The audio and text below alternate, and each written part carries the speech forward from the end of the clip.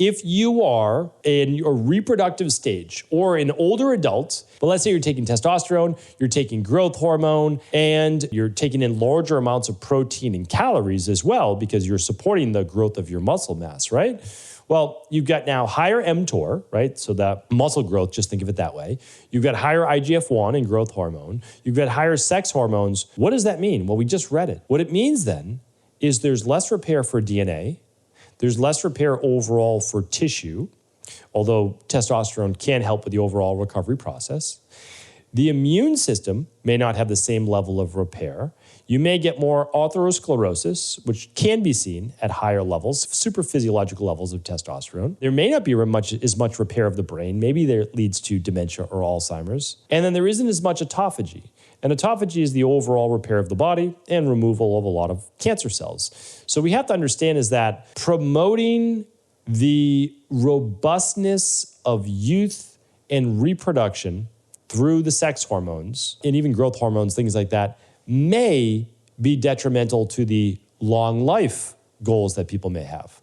So what I think that we're going to find is that there's a happy medium.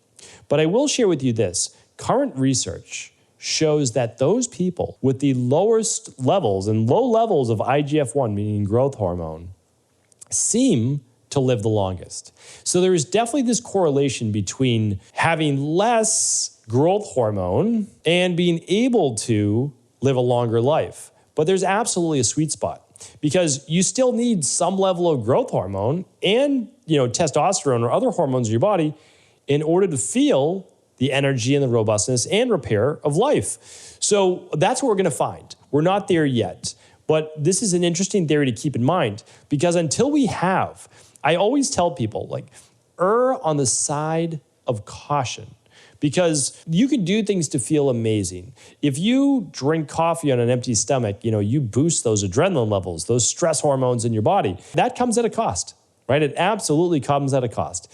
And it could be just creating a more catabolic environment inside the body, lowering metabolism over time, stressing the nervous system, depleting minerals, it comes at a cost. So what I'm saying is when you're taking hormone replacement therapy as well, you really want to do that in a balanced manner. Thanks so much for tuning into today's show. Before you go, don't forget to hit that subscribe button. I want to make sure that you're getting our daily content, not missing out on anything. Functional medicine, wellness, weight gain, weight loss, anti-aging, living longer, stronger, and all of the most cutting-edge research. And if there's any topics you want to hear, feel free to leave them in the comments below. Take care.